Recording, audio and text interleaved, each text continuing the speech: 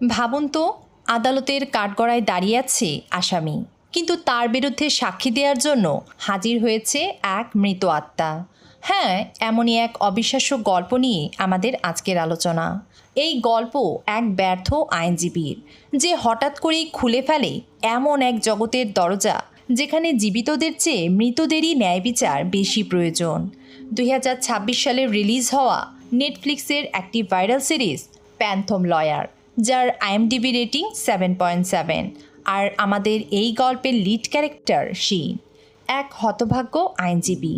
গল্পের শুরুতেই আমরা কোর্টরুমের একটি দৃশ্য দেখি, যেখানে এক তরুণীর হত্যাকাণ্ডের শুনানি চলছে। ঠিক তখনই আদালতে প্রবেশ করে শিন।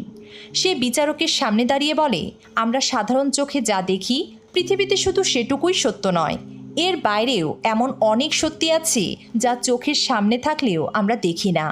আর এ কথা বলার সাথে সাথেই শিনের চোখের সামনে ভেসে ওঠে এক তরুণীর আত্মা।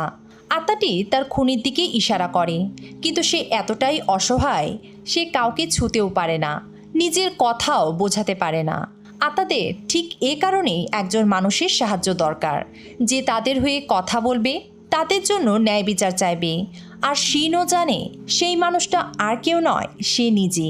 কিন্তু প্রশ্ন হলো, শিন এই অদ্ভুত ক্ষমতা পেল কীভাবে? এটা জানার জন্য আমাদের 1 বছর পেছনে যেতে হবে।